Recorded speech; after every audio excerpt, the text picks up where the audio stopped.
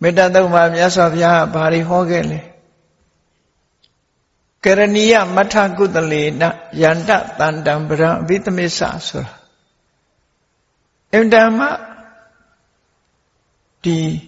ကြွချောင်းစီလျော်ပြီးတော့စိတ်နှလုံးအေးချမ်းပြီးအပြန်အလှန်လေးစားတဲ့လူအတိုင်းဝိုင်းလူဖွဲ့စည်းဖြစ်ဖို့ရအတွက်မြတ်စွာဘုရားမေတ္တာဘလောက်အရေးကြီးတယ်ဆိုတာကိုဟောကြားထားတယ်အထကုသလဆိုဘယ်လိုလုပ်ရင်လူအတိုင်းဝိုင်းတိုးတက်နိုင်တယ်ဆိုတာကိုလိမ္မာကျွမ်းကျင်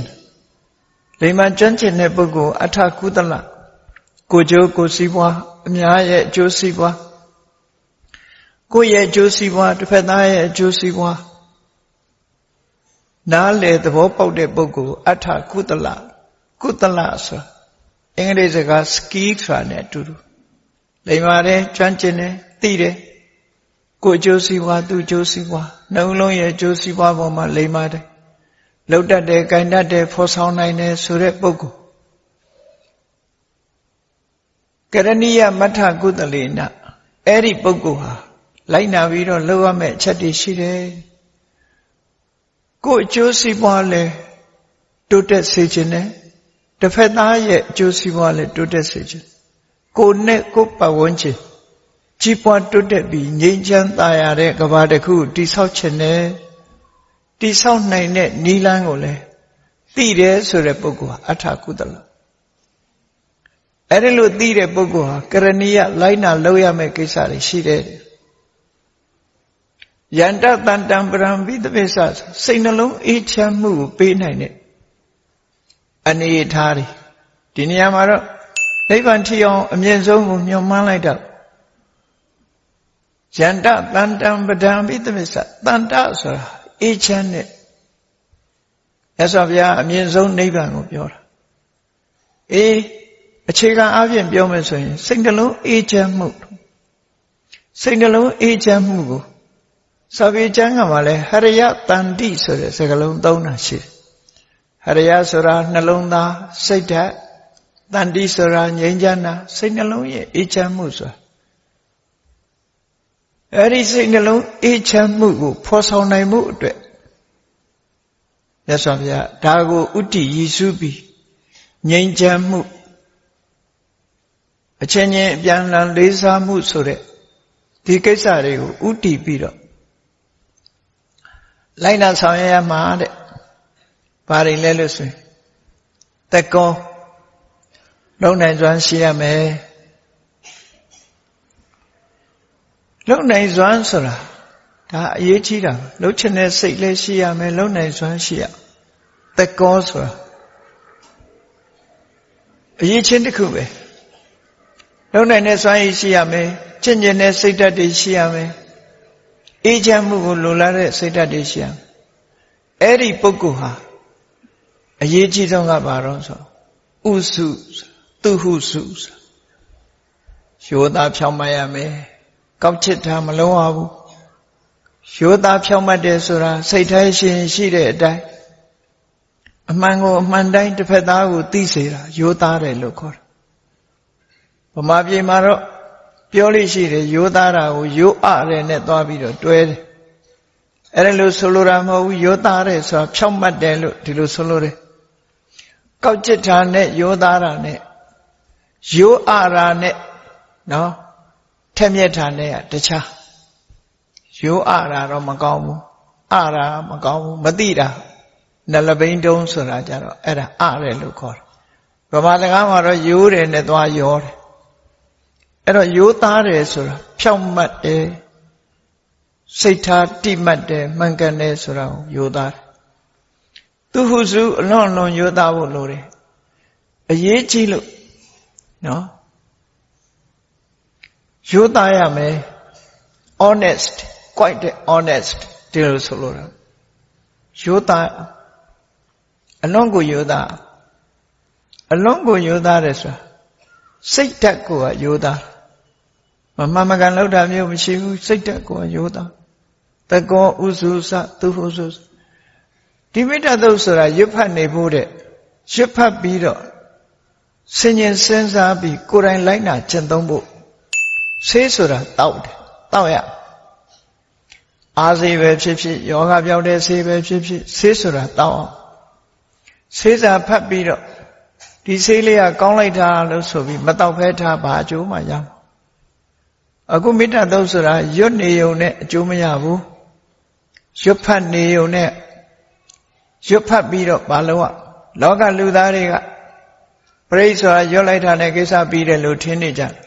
ဟောအပေါ်ယံလေးကိုစဉ်းစားကြတယ်အလေးနဲ့ထားကြမှာဒီလိုမဟုတ်ဘူး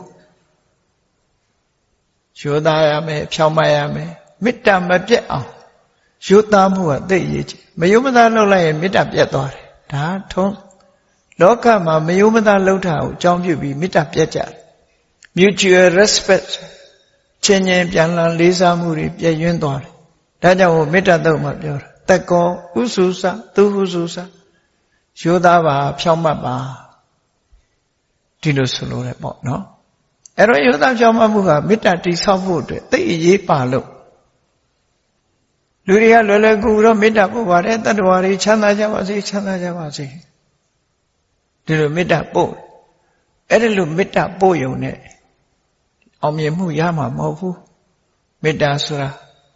ကိုယ်တိုင်လိုက်နာကျင့်သုံးဖို့လိုအပ်တယ်ကိုယ်တိုင်လိုက်နာကျင့်သုံးဖို့ဆိုတာရိုးသားအစွမ်းကုန်ရိုးသားတက်ကောဥစုစသူဥစုတခါတော့ကကန္တရကဆိုတဲ့ဆင်းတွေကိုအတတ်သင်ပေးတဲ့ဆရာတစ်ယောက်မြတ်စွာဘုရားစီရောက်လာတယ်ရောက်လာပြီးတဲ့အခါမှာသူက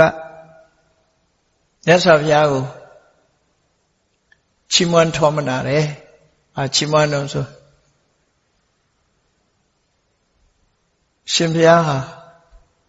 အလွန်ကောက်ကျစ်တတ်တဲ့လူတွေကိုဆုံးမသွန်သင်တာအာဂမန်းမှာပဲဆိုတဲ့စကားပြောတယ်တိရစ္ဆာန်တွေကိုသွန်သင်ပြသဆုံးမရတာလွယ်တယ်တဲ့တိရစ္ဆာန်တွေကရိုးတယ်ဖြောင်းတယ်နော်တိရစ္ဆာန်တွေကရိုးတယ်ရိုးသားတယ်ဖြောင်းမှတ်တယ်လူတွေကကောက်ချစ်တယ်လို့သူပြောတာသူကဆင်းနေကိုအတတ်သင်ပေးနေတာဆိုတော့ဆင်းတကောင်ကိုတဲ့တပည့်တော်တယုဇနာခရီးအသွားပြန်စီးကြည့်လိုက်တာနဲ့ဒီကောင်ရဲ့ညင်နေအကုန်သိရတယ်သူကပြောတာဆင်းနေသင်လို့လွယ်တာသူ့ရဲ့အကျင့်စရိုက်တွေအကုန်လုံးသူကရှုပ်ဝက်မထားဘူးအကုန်လုံးပေါ့ဒါကြောင့်မို့သူသုံးတဲ့စကားလုံးကဥဒ္ဒါနကင်းညေတံဗန္တိယတိတံပတ္တော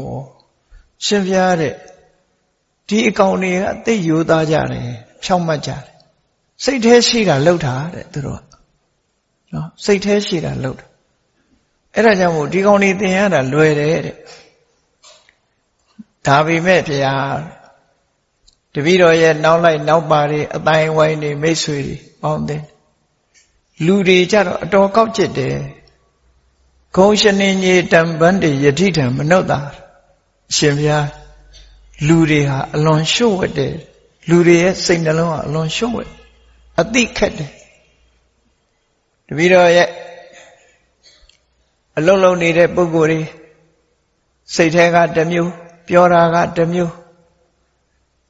သူတို့ဟာစိတ်ထဲနဲ့ပြောတဲ့စကားနဲ့